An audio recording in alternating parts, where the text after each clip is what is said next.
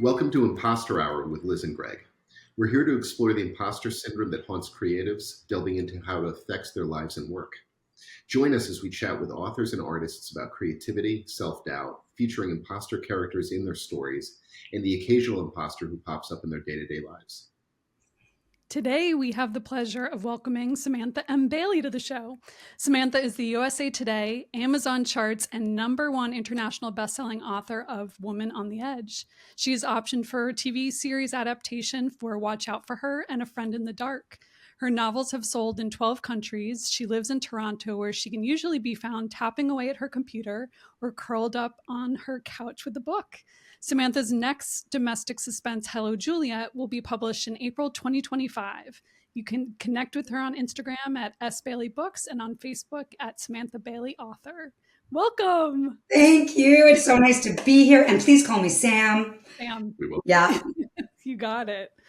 Well, we were gushing before we started taping, so we just, we'll probably have to, I will repeat some of the gushing, but I was telling Sam that I spent just like a delicious weekend totally isolating myself with A Friend in the Dark.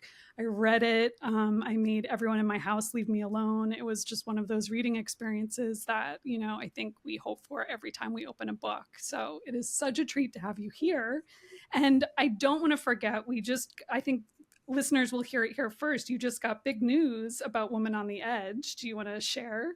Sure. And by the way, thank you very, very much for that, Liz. I am so excited for Trust Issues.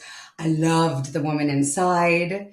And I cannot wait to read Trust Issues, but thank you. That means the world to me. Yes, Woman on the Edge was optioned for a TV series adaptation with Wildling Pictures and Little Mama Media. And it's one of those moments that you dream of, that you wish for, and you hope it happens, and then it happens, and you can't believe that it's just happened. Well, that seems to be kind of a theme with you. I noticed actually for A Friend in the Dark, in the acknowledgments, you start out by mentioning that there's like a part of you that kind of, you don't know if you'll ever quite believe that this, is your actual job, that you get to do this like for a career. And I think that we definitely, Liz and I talk about that very thing quite often. I think, authors and creatives a lot of times can relate to that. What is that headspace for you? How has that kind of grown? You're now, a few books into your career. How has that kind of evolved for you? Where are you at with that? It's a long story. So I wrote my first full-length novel when I was 29 years old, and I'm now 51. So at 29, I wrote what was then called Chick Lit, and I got an agent really quickly, big New York City agent, and I thought, oh my God, okay, that this is all happening for me, and I'm so young and fresh, yay! And it went on sub, and apparently Chick Lit had died. It was even a headline in the New York Times, Chick Lit is dead. And so that book didn't sell. I wrote another Chick Lit because I'm stubborn, and that one didn't sell. And so that agent and I amicably parted ways, and I went on to write, I'm trying to count how many books I've written. 3 more books, I think, or 2 more books, 2, 3, and spent the next, I think, about 8 years or so trying to get another agent for those books, and no go. And so, through my 30s, then I was writing, and I was trying, and I was writing, and I was trying, and I was trying. And then I wrote Woman on the Edge. And it changed my life. It was that concept, the high concept premise, that they tell you should have if what you want is to be able to sell, at least, in thrillers and all of that. And it changed my life, but it wasn't an easy road. It wasn't, overnight. I went to auction. I sold very quickly foreign sales. I got quite a few foreign sales quickly, but it wasn't as easy getting the North American deal. But then I did get the North American deal with Simon Schuster Canada. And when that happened, I was 45 years old. And it was chosen as the Indigo. Indigo is our largest bookstore chain here. And it was chosen as the Indigo staff pick of the month. It always makes me emotional because when you're the staff pick, your book is everywhere in the store and you walk in and there's a whole wall, like a whole wall of my book, of Woman on the Edge. And I had always told my kids, previously, Mommy's book is going to be here. One day, Mommy's book is going to be here. To the point where they're like, okay, Mom. And so I took them and I said, and there's your mom's book here. And it was this strange moment of absolute elation and almost an out of body experience that I couldn't quite connect, and I still can't to this day, that the book on the shelf that I see is mine. Wow. You're going to make me emotional. Sorry. No, it's beautiful. I mean, I think anyone who's had a book published and seen it on the shelf or opened that, box when the finished copies arrive, or seen someone like on mass transit reading a copy of your book, it's a very, surreal experience. And that's so beautiful. I know what you're referring to with the Indigo, like full wall display. I mean, they get behind books really, really strongly. Yeah. And I'm wondering, you finally arrived at that moment. You kept echoing to your children, and then you're there and you're standing before it. So did all of your imposter syndrome just go away? Of course. Isn't that how it happens? Oh my God, no. I remember my amazing agent is Jenny Bent of the Bent Agency, and we've been together for 10 years. And in the very beginning, when we were working on Woman on the Edge, I went to New York and we went out for pink champagne. And it was this wonderful celebration. And she said to me, whether it's your first book or it's your seventh, it never gets easier. And at the time I thought, really? No. Like, of course, everything has to get easier because you've gotten what you wanted. You got to that moment. You have a published book. I have a published book. It is the most poignant and important lesson I think I've ever been taught, ever, because it sticks with me and I remember it all the time because she was so spot on. It has in many ways only gotten harder because the goalpost changes, right? We all, like, I'm sure you feel the same. You get what you want, and then you realize there are so many other possibilities. And then you decide, okay, so now my goal is this, and now my goal is this. And the goals get increasingly not difficult, but maybe lofty. I don't know what the right word is because it's all hard. All of it's hard. And with each step and more success, for me, it's not necessarily, I don't deserve it. I'm not it's not that. There's a sense of guilt, I think, because I believe, and I know this sounds Pollyanna, but I truly believe it. I believe we all deserve these things. We all deserve the publisher support. We all deserve the bookstore placement. We all deserve the series options. We all deserve that, because if we get to a certain place, even if you don't get to that certain place yet, to be in this, to work the way we do, you have to believe that you have some talent and skill to do it. Right.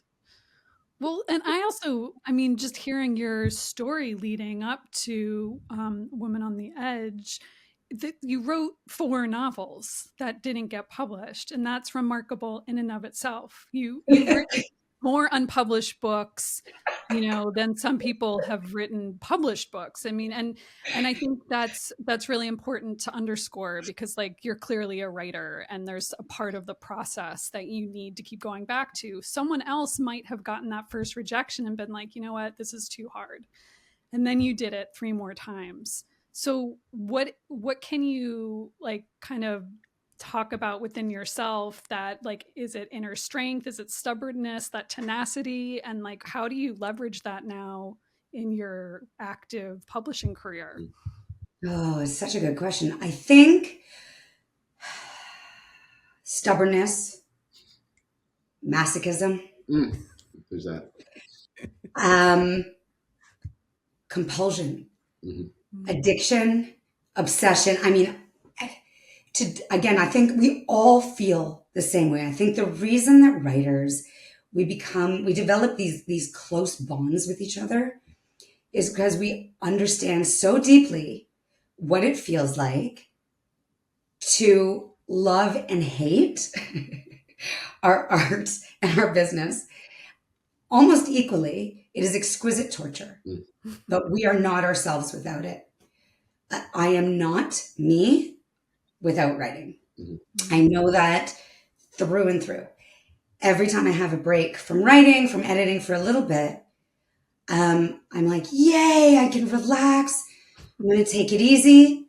It lasts a day or two because I can feel there's something missing inside me. I will get a little sluggish. I'll get a little cranky. You know, it's like a sex addict not having sex. It's, you know, it's this, but it's because it's this need and this urge and this desire. So there was no question in my mind of stopping. I was never going to stop. There was nothing that in me that was ever going to stop because I don't know how I would exist as Sam. Not as a human. It's not that dire, but as Sam, I wouldn't exist unless I'm writing. Yeah. And so I just kept going. I have an amazing support system. I think that is really key. Whether it is family, which I'm lucky enough that I have an extremely supportive family, very close friends in and outside of the literary world. An agent who spent 3.5 years revising Woman on the Edge with me, who always believed in me. You know, all of these things. And I'm an optimist. I really am an optimist. I'm not a naive idiot, but I'm an optimist. And so I really think anything is possible. My God, I'm proof. And in some ways, I think we're all proof that anything is possible. Yeah. With that kind of resolve and hard work. It sounds like the pull to get you to the desk is pretty undeniable from the way you're describing it. It's sort of almost, you know, borderline compulsion. Do you find once you're at the desk and you're kind of like locked in, are you able to get right into the story as you're writing on a you know, average day? Is it more of a process to really get back into the text? How is that for you once you're kind of, you know, at the like butt in chair? Depends. It totally depends. I think that imposter syndrome, self-doubt for me stems from fear. Okay. I'm a pretty fearful person. I don't take a lot of physical risks. I don't walk very quickly because I'm afraid I'm going to trip and fall. I will take huge risks in the actual writing, like in the story and the characters. But it all begins from fear. And writing thrillers, I think also for me, begins from fear. So the first thing I do before I do anything when I start my day after coffee, because always coffee, is music. Yep. And I will play music. I can't play music while I'm writing and while I'm editing, but I will play music. And I like really like hardcore alternative and like hair metal kind of, you know, I'm like an 80s and 90s girl. So I will play music that has like a really hard drum beat and, you know, really raw lyrics. And that will get me into the headspace. And then I will kind of transform myself from mom, from whoever I am outside of this studio where I work or wherever my space is that I'm working. And then I'll tell myself, go for it. Just go for it. Just dive in. Go for it. No fear. But I have to tell myself constantly throughout the process, whatever that process is. Every day, every chapter, and there'll be times where it flows and it's like, this is awesome. And then, you hit the wall. So it's a constant cycle. Yeah. I think. I don't know if do you feel the same way? Do you go in it and say, oh my God, and you two write together, which is an entirely different process. Yeah. Well, we do. I mean, it's interesting. We write together, but we write physically separate. We're not actually in the same physical space writing. But what we do have, which is wonderful, is we have that built-in sort of a support system that you mentioned earlier, which is, I think, for creatives, incredibly important.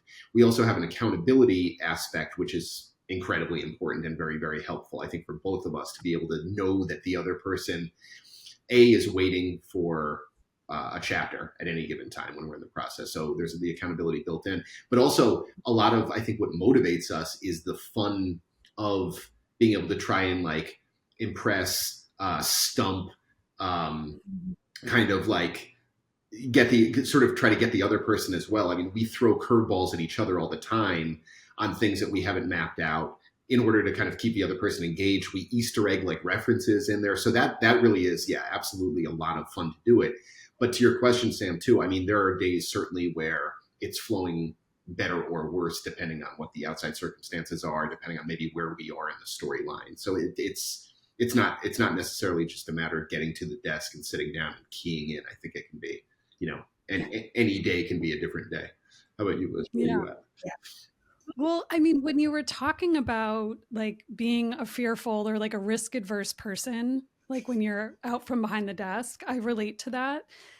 Certainly as I've gotten older, I've done like less in the real world risk adverse things, but I love like it's making me think about the self-awareness that you have and like the self-awareness of writers that I know and hopefully the self-awareness I have of myself. And kind of tangential to that, like as it applies to me when I sit down answering your question, I kind of know all of my character challenges or character defects, and like people pleasing is one of them. So when I am writing with Greg or I ghostwrite. So when I'm writing for a client or working on another collaboration, I feel such a fierce sense of responsibility to do well for that other person. I can kind of like leverage that character challenge. When it comes to writing alone, it's a different kind of psyching myself up. And I loved what you said about music, and you're totally giving Heart fan. I don't know if that applies to you, but like More like Chris Cornell, AC/DC, gotcha. Aerosmith. But I love Heart.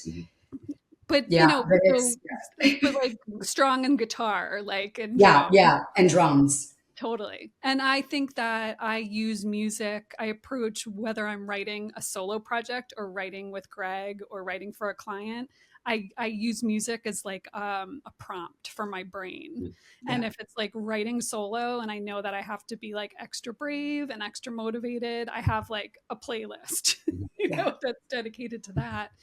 But I love like just kind of thinking about this further, you taking risks in your writing, because I see that in your books and I see that, without giving anything away, because what's so great about your books that I've read is you take, you have twists that are amazing and the timing and the pacing is great, but you sometimes go into areas that I wouldn't have expected at all, topics that clearly are risky for your characters and maybe that you had curiosity to know more about, not necessarily in your own life or maybe, but it's refreshing because it's like, oh, you're taking some risks. You're not just going to do the thing where you follow the formula, which can be an enjoyable read as well. So I don't know if you want to talk about that, like more specifically risk taking in your writing. Yeah. Thank you. I appreciate that so much because with every book I write, and I would imagine it's the same for both of you, I always want to do more. I want to do better.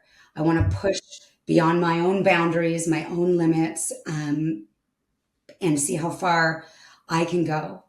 I feel so lucky, grateful, and shocked and stunned to have this career. So if I have the privilege of this career, then I feel like I had better push myself to the limit.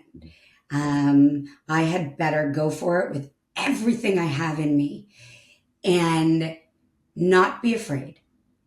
I think of my readers, of course I do. A really good piece of advice I got years ago, I interviewed Susan Isaacs, who is one of my favorite authors of all time. And I asked her, when she writes, does she think about what her readers are going to think? And she said, which reader? Which reader? Because there are so many, and meaning that it's such a subjective experience. And there are so many different kinds of people who are reading our books that if we spend too much time thinking about what is it that our readers want, then what's going to happen is we're going to stifle what our characters want us to do and the risks that we want to take, because they're very scary. It is scary to take those risks, knowing that they're risks, knowing that, some people may love it, some people might hate it. But I won't feel that I've done the very best job that I can, which is what I try to do with every book. That I think is my ultimate goal every single time, between me and my editors, editors, all of them, the unsung heroes. Right. And it is my goal to write the very best book I can. I can only do that if I push the envelope and put into that book everything that I need to put into that book. And then my editors come in and they pull it back a little bit.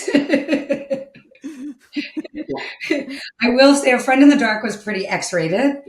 And it's still pretty risque. It does have its risque, steamy moments. But it was definitely more so when I wrote it, because it was that same feeling of, okay, if I'm going to do this, if I'm going to write about sex in a thriller, which I know that not everyone loves and not everyone is going to expect, and if I'm going to do it the way I did it, then I'm going to have to just give it all I got.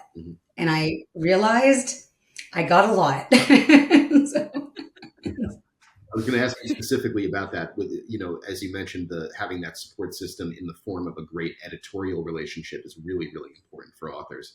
And I was going to ask you kind of how much you are, especially with this book, because this book is pretty steamy, how much, you would say the editor kind of pushed back or pulled back or reined you in, or however you want to put it.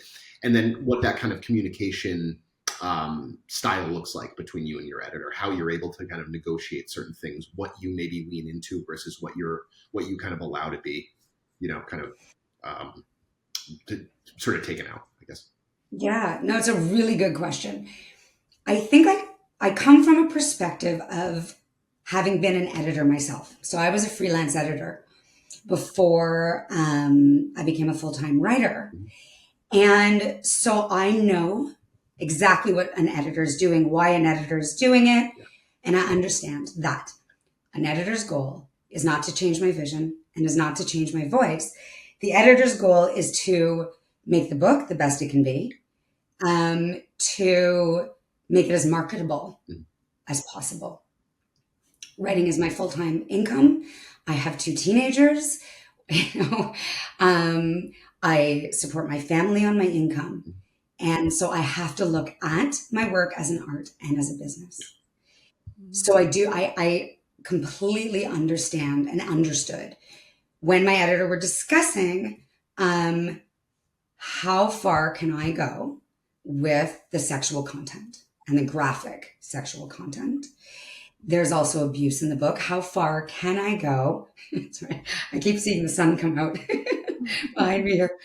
How far can I go with this content so that the widest audience possible will want to read it and will hopefully enjoy it? I myself am someone who has little filter. I not much Um, shocks me, really. Except if it's like hateful behavior, no.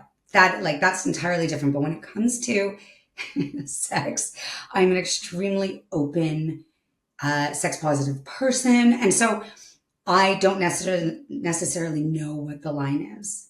I do need someone to guide me into what is the kind of acceptable line, especially if it's a thriller. Had I been writing a romance or something different, a dark romance, then it would have been a different story. So the conversation was very open and honest and communicative, and we talked about it and found a good medium. And at times she would have to show me what she meant about certain scenes, words that I had to remove that I have no. I love swearing, love it, love it, love it, love it, love it. But I do understand that some people don't, or there's a line. And so these are all the conversations that we had. It was a wonderful experience. I don't know if ego is the right word. I don't have. I never go into the editing process thinking I'm not changing this. Like I'm never changing this. This is the way it has to be. I don't feel that way because I really respect my editors and their expertise. If it came to the time, I have said no to certain things, to certain people, like this is how I would like it, but let's see if we can find a way to make it work for the both of us. How about you? Will we about sex scenes or about editorial? In general, the editing process. I'm always curious. Yeah, I mean, we've been really fortunate to have several editors on, sequentially on our books, and every experience has been, I think, a little bit different, but never in whether it's been with our agent who kind of pre-edits before we submit or with the editor on the book have I felt like we've been like pushed into or made to decide against our original intentions. So I feel really, really fortunate. Yeah, I mean, I think because again we write in this collaborative arrangement, we do a lot of pre-editing for each other. That's true. And I overwrite, and I think Greg underwrites, and I say that with total respect, so I think a lot of what happens is when we get to the editorial process, whatever we haven't been able to balance, if I have like long rambling paragraphs or descriptions, the editors will say inevitably like you need to scale this back. And I think with Greg it's more like they'll be like you could add more here. Would you say that's fair? I think Greg? that's about right. And I'm thinking just in terms of where we've run into things in the past, a lot of it ends up being also because we are sort of all in the thriller space and because pacing and flow and everything like that are of the essence. If I'm remembering correctly, I think where we've sometimes gotten pushback is going kind of too deep into the backstory on are considered, like with the detectives, for instance, on our first 3 books, we had these recurring detective characters. And I think we wanted to we were thinking like if people were reading them, they are standalones. It's a little more kind of anthology than it is sequential. But we thought like by, book 2, then book 3, like if people are reading, we want to maybe give them a little more on backstory just so they feel like they can invest in that. Yeah. But there's a completely practical consideration from your editor, of course, which is they want this to be, I mean, it is kind of a standalone story and they want the flow and everything like that to not be kind of derailed by too much backstory, which, again, in kind of thriller mystery makes a lot of sense. It's very practical. So things like that's very hard when, hang on a second, I'm trying to find the best position where the sun is not like beaming down. Okay. I mean, you have a beautiful halo, and I love Oh, that do podcast to be talking about steamy sex and then the halo. So That's right. When you're writing like a recurring character, I haven't done that, and that would be very hard. The balance between how much what characters know and what readers know and what they don't know, so that you can please everybody. As you said, people pleasing. We're always trying to please editors, agents, readers, right? We're trying to please everybody as much as we may not, always think about every reader as we're writing. Of course, we want to please everybody. Sure. Right.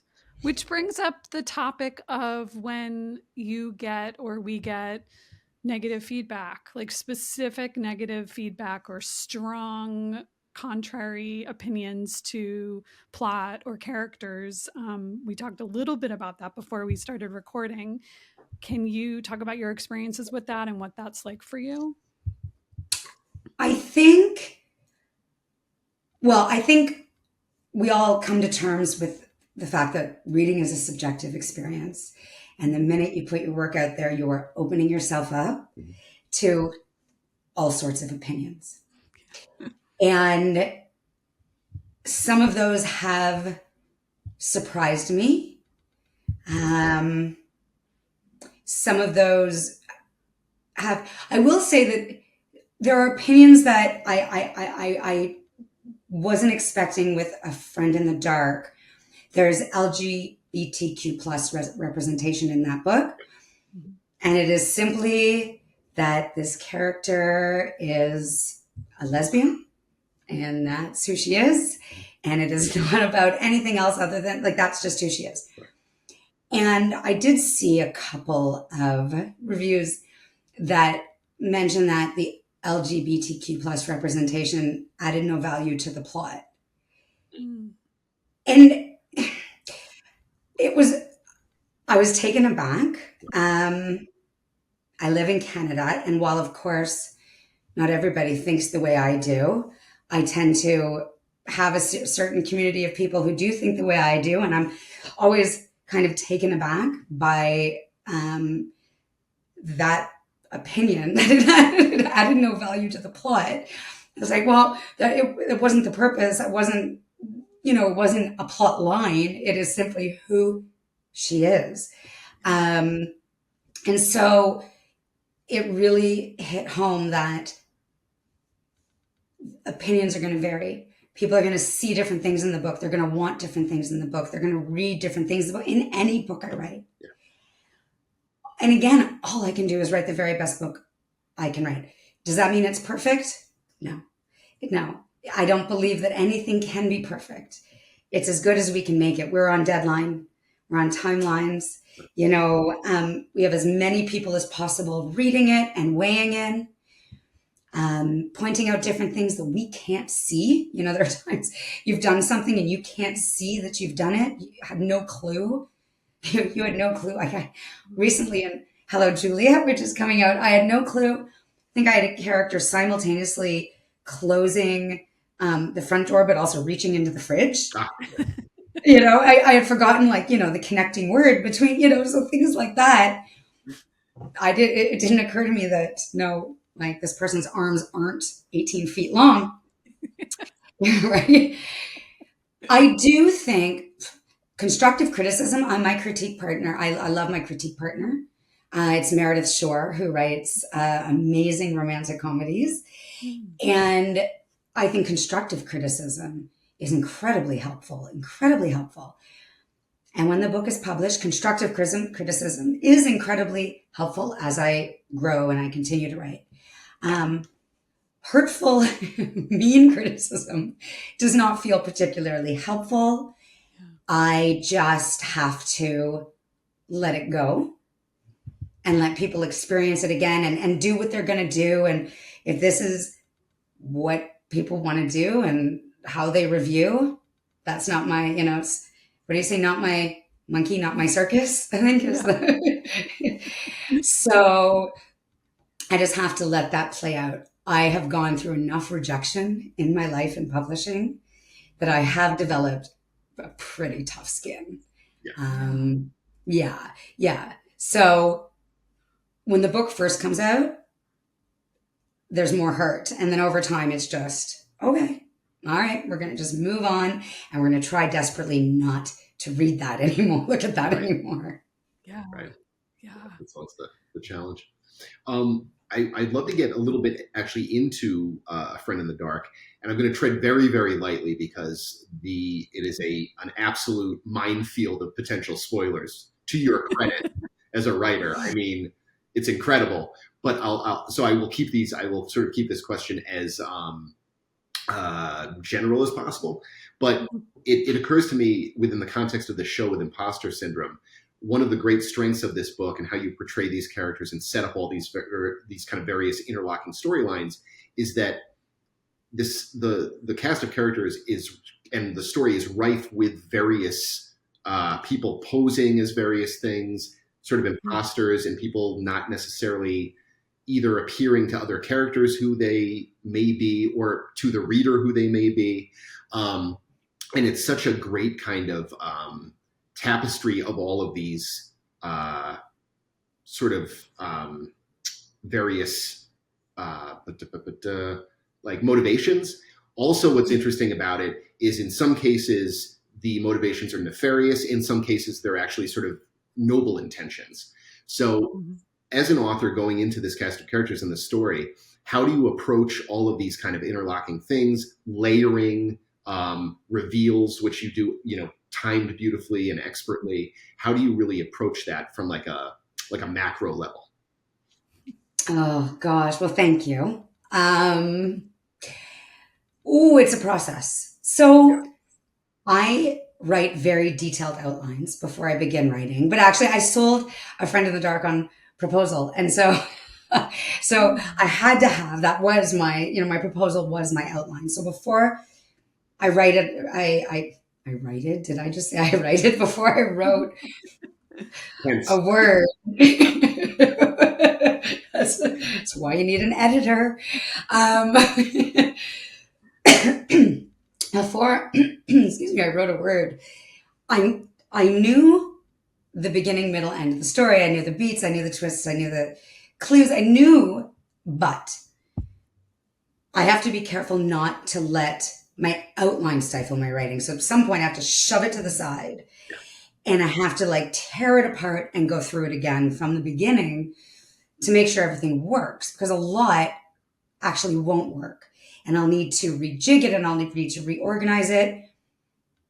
By the end of that first draft, my studio floor was covered in papers, chapters that I was trying to reorganize, scenes that I realized I had to reorganize, put in different places. It was a massive undertaking. It always is. Mm-hmm. Every book we write, I don't know if people who aren't writers realize the massive undertaking when you're writing any genre and trying to figure out where does everything fit. It is totally like a puzzle, and a huge puzzle. And it can take months to figure out where is everything supposed to go. Sometimes it's down to the wire. Mm-hmm. Down to the wire. I'll be right, with that book, it was right at the end where I'd be like, oh, light bulb moment. Oh, I have to move this here. I have to change this. Oh my God, this, reveal doesn't work. Like it is massive to do that. Yeah. But when it all comes together, wow. It's that feeling of, I can't believe I did it. I'll never be able to do this again. Mm-hmm. Yeah. That feeling, I think, is the one that I didn't realize I was searching for until I got it. I think all of the things I imagined before getting published for the first time, like seeing the wall of books or walking up to my first book event, those weren't actually that wasn't the fulfillment. It was when everything came together for the ending. And for Greg and I, we were sitting in my apartment in New York at 1 a.m. with both of our laptops facing each other in a shared document. And it just all came together. And it was one of my favorite memories ever. And it just is this feeling of, because it's also not about outside validation. Yeah. It's about solving the problem yourself. Yes. And that's what it ends up feeling like, especially in thrillers, is you're doing a quadratic equation. It's a math problem to solve. And I'm shitty at math, as many writers are. The But for worst. You said quadratic equation, my whole body, like, actually, I felt it shudder. Yes. and it's probably not even the right kind of equation to use as a metaphor, but I did Pythagoras. go through algebra. Okay. So, but it's the one place, like you describing that, I got chills, because like when that thing happens, the flow and your brain connect and you can make that story Yeah. just unify. It's so great. And yeah, I mean, that's not really a question, just a identification. But it makes me wonder, like, you're so good at writing thrillers. How did you start out doing chick lit and ending up here? Yeah. Formerly, Great question. it's now women's fiction. Such a Formerly. good question. And I'll get to that in a minute. I just want you said something so important and it resonated so much that it's not about external validation. That moment when everything comes together is one of the few moments as a working writer Mhm. where it is about that internal validation. Mhm. And we don't probably get enough of that. And we don't focus enough on that because we have to make money and we have to publish and we have to meet certain expectations. And so that is at the forefront of our mind so much of the time that it is rare when we do get that moment where it is only about us and the story. Mm-hmm. And it is such a beautiful moment that I think we really have to take more time to savor because it disappears and it's so fleeting. And the external validation part of it can be equally wonderful too. It can feel really good. It can also not feel so good. But it is so important because it obviously drives us to continue doing what we do. That in all of us, there is a sense of external validation that we are seeking. Right. Yes, we have to be honest. How did I start writing thrillers? This is a good story. So I started off writing chick lit. And then when I had my children, I started writing dark women's fiction. Because having children, I don't know. Liz, do you have kids? I do. I have a 2-year-old and I'm hot off of postpartum anxiety. Okay, so a 2-year-old. All right, so I have a 17-year-old and a 14-year-old. And it's almost the same as having a 2-year-old, but that's a whole other topic. Toddlers and teenagers, it's really, yeah, mine are just taller. I love them very much, but it's this, yeah, anyway. I became really much more fearful than I was before I had kids. I didn't grow up fearful. I wasn't a fearful young person. I'm going young person now. I really sound old, but I wasn't fearful until I had children because you love them so much and you realize all the things that can happen to them. And I started writing darker women's fiction. And so Woman on the Edge actually began as a dark women's fiction. And it was Jenny, my agent, who said to me, I think I can sell this as is, but I think if we made it into a thriller, that it could really be something. And it was like Jenny saw into my soul. I have loved mysteries and thrillers my whole life. My mind has always been dark. My being is light. My mind is dark.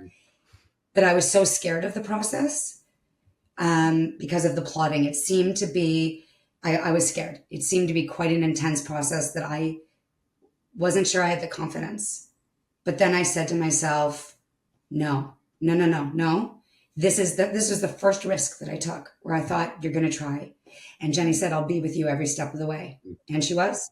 And for 3.5 years, she was by my side every step of the way as we worked through and revised Woman on the Edge. I would also categorize my books as domestic suspense.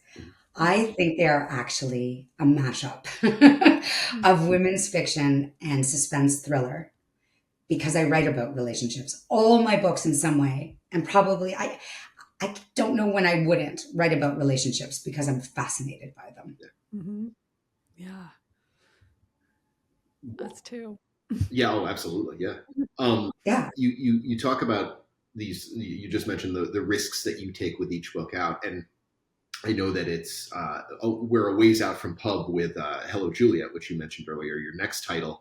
But without spoiling anything, would you be able to kind of like talk a little bit about maybe some risks that you set out for yourself or like goals that you set out for yourself with this next book? Yeah, I am so excited about it because it's the next one, right? Like Oh, it's the next one. It's coming out in April, end of April. yeah. I'm just in copy edits now. And um, it is a book that is about longing to belong, Okay. Hollywood, fame, murder, Right. um, and the extraordinary price of wanting to be someone. Ooh, okay. Wow. For, I don't know if this is necessarily a risk, but up until that point, up until this book, I could neither afford nor travel for research. You know, COVID had been going on for a while and I hadn't been able to go anywhere to research any of my books. Mm-hmm. This was the very first time that I could travel to the setting where my book was set. And so I went to LA with Meredith Shore. Nice. And went for, 5 days to LA. And it was, I just was like, I'm going to do this. I'm going to spend the money and we're going to go and we're going to go see everything. And it was one of the best trips of my life, partly because of Meredith, because she's the best travel partner ever. And partly because it was so wonderful to see. I love California and I love LA, and I have wanted to write about Hollywood and celebrity forever. So that was extremely exciting. A risk, though, that I did take in this book was it's based around a TV show. Okay. Called Hello Juliet. That is the name of the television show that my character starred on. And I wrote script excerpts into the book. Mm. Oh, And I had always wanted to learn how to write a script, and then was like, oh, okay, better do it now. So I had to learn how to write a script, and I wrote script excerpts. And that I was scared. I was nervous to do it. yeah. And again, it was that feeling of I'm scared, so I have to do it. Right. That's the motivator. Did you find that having that kind of immersive approach to the book for the first time for you to go to the place and be sort of immersed in that actual physical space, did that inform the writing process maybe in a different way than the books that preceded it? I think this is the most fun I've ever had writing a book. Yeah. I don't know if it's because it's my fourth book, though I doubt it. It was still hard. I mean, it was very hard. I was still ripping pages. And even today, there's something I need to fix, in copy edits. And there's something that's been stuck in my brain that I'm trying to figure out. But I do think that being able to be there, and I think that it was LA helped. I think, being able to do that, I felt like a writer. I mean, I do feel like a writer when I'm writing, but when I'm in my little space, and I'm by myself, sometimes I'm like, what am I doing? Like, is this really happening? Is this my life? Like, if a tree falls in the forest, no one's there to see it. So when I went, it's the same feeling I get when I go to Thriller Fest. And I see you, Greg, every year at Thriller Fest. It's like, I'm a writer in New York. Yeah. Oh my God. Yeah. You two live in New York, so you don't understand that dream. But there is that kind of almost out of body thing that happens when you realize, like, I still get surprised when I see our books on the shelf. Like when we go to Thriller Fest and we go down to the basement where the Mysterious Bookshop has the setup, and I walk by, I'm like, oh, that's our book. That's still a weird feeling.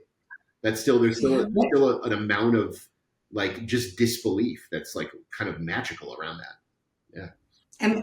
Am I allowed to mention your book and what I saw in Sure. Yeah. the PW?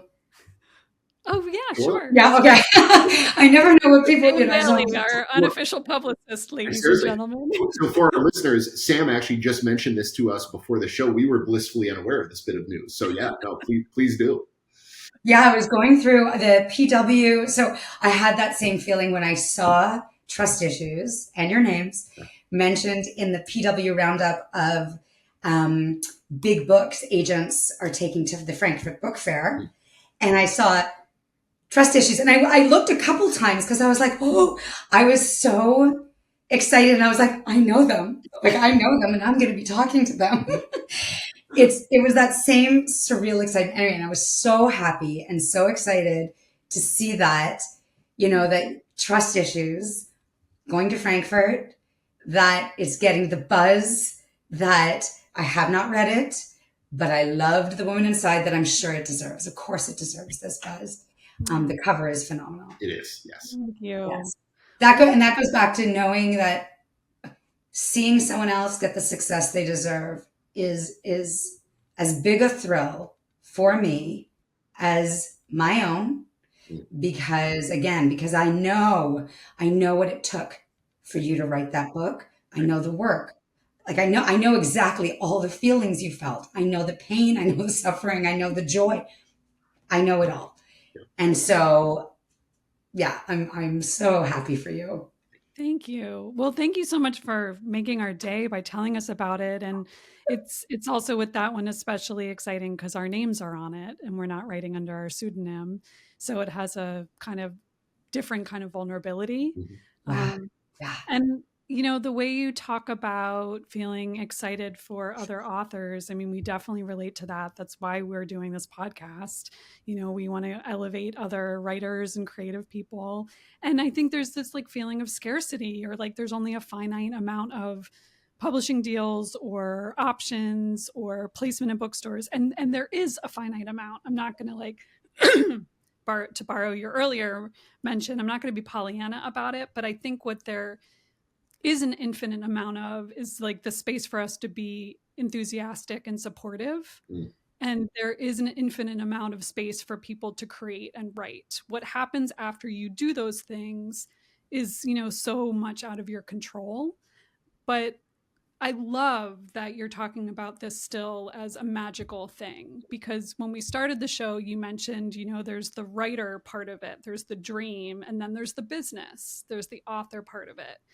And I'm curious, Sam, what your like divide is on those two parts. Are you equally excited? Do you enjoy one more than the other? Like, where do you fall on the spectrum?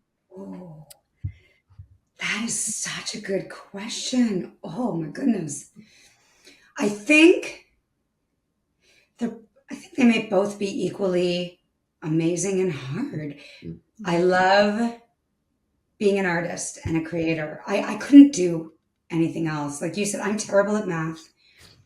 I love psychology. I could maybe have been a psychologist, but I think I would swallow everyone's problems whole.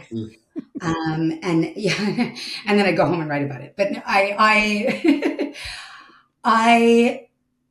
love being a creator. I love having the imagination I do. I don't know if everyone who lives with me loves the imagination I have. I love that part. It provides me almost a protection. When bad things happen, I can almost think of it as like characters in a book or a story, so that there is kind of like I can give myself a little self-protection from it sometimes. I love the community so much, so much. I love feeling like I belong somewhere. I think it's one of the few places in the world, in my life, that I feel like I found the people I belong with when it comes to the writing community. Because we're all a little weird and, and dark. The art, though, it is torture. Of course, it is torture. I have the wildest dreams, especially when I'm writing.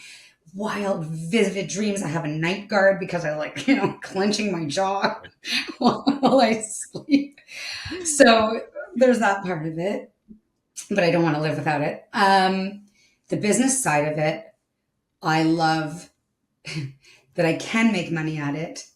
I hate that it is unstable and unsteady and fleeting, and that it's always about the next book, the next book. That it's a very hard place to be. It's a very precarious place to be. But the potential is there, that there is potential to earn money. Yeah. I love the conferences, all the fun stuff of the business, the conferences, the podcasts, the travel that those things where I get to say I'm going to LA on business. And I totally feel like a poser when I say that, like stuff like that. That is where I feel like an imposter. Mm. I love connecting with my readers. I really, really do. But like everyone, I have a love-hate relationship with social media. It gets to be too much. And then I find I'm online too much. And I forget I have a whole other life outside of the online world. And I don't like negative spaces. I don't like drama. I don't like the stress of it. I don't like any negativity. And so in social media, when I've entered somewhere that has started to get angry and hateful, I immediately have to leave. But I wish I hadn't seen it, because I do. Then I carry that feeling of like, it just feels yucky. Mm-hmm. I don't know. How about for you too? I mean, yeah, it's really, I know what you mean. That it's and it's interesting because, there are books that we've read recently, or books that are coming up in some cases, that really take on social media pretty head on and what that is. We recently had Kelly Garrett on, and Kelly was talking about her most recent book, which really takes that on. Tessa Weigert's next book deals with a social media influencer couple. So it's interesting how much it's coming into the realm of that, because I think that, as which makes total sense, as authors, you are dealing with that kind of pure creativity versus business. The business aspect now inevitably requires some presence on social media. Social media is so presentation versus reality. It's such a weird rift. So I don't know. I guess, we try and have as much fun with it as possible. We try and keep it like, I like the visual aspect of IG. I like kind of what you're talking about, the community aspect and being able to support other authors. So I think we try and lead with that. And then the stuff that feels a little more like admin or work or a slog or whatever, we kind of, don't lean into super hard. Liz, what's your feeling around this stuff? Well, I just keep thinking about the phrase you used when you were describing Hello, Juliet, longing to belong. And as far as like the artist versus business question, because I agree with everything you guys are saying about social media and then some, I worked in the industry for so long as like a publicist or marketer or publisher, and I was an in the closet writer, and I wanted to belong in the writer side, but I was on the business side of it. And it really made my like perception of who I was and where I belonged very murky, because I felt like, okay, I'll just get good at this. This is a career. This is stability. I have health insurance. There's some really brilliant people who work in this. And then I get to publish incredible authors. But there was always that feeling of like longing to belong with the authors and doing the thing I loved in secret. So then when I was able to like walk away from the business side and be the writer side and really belong, I was so grateful for it. And I think because I have had all that experience on the business side of it, and I know what it takes, and I know some books get prioritized over others, and I know there's like a limited space at the table and all of that, sometimes it's hard not to be like pessimistic about the business part of it. So I really prefer to stay in the writing part and the artist part. And again, one of the 100th reasons that I'm so grateful I'm in a writing partnership is the things that are harder for me to do, Greg is really naturally good at them. And this goes back to like when we were in college together and I would like meet him at the theater like cork board to like meet up and go somewhere. It would take us 25 minutes to walk 10 feet because this guy knows fucking everyone. And I would be like, I just want to go. Like I need to smoke cigarettes and like drink cheap beer somewhere and like lament. and Greg is the mayor. So we've been able to evolve that into a great dynamic in our writing partnership. And that was a very long answer, but I was feeling inspired by what you both said. You know, the Yeah, long no, I love everything you said. I love Greg's social media. When he always has the first lines, and yes. you had pictures with your, you did a bunch of pictures of like the covers of different books, and you do really good music, and you Yes. choose really. I'm impressed with the music. I love that you do that. You are extremely supportive because you buy like paperbacks, physical copies of authors' books, and you post them on social media. And you don't just post them; you post them beautifully, and they have a theme. Like you're really good at that aspect of it.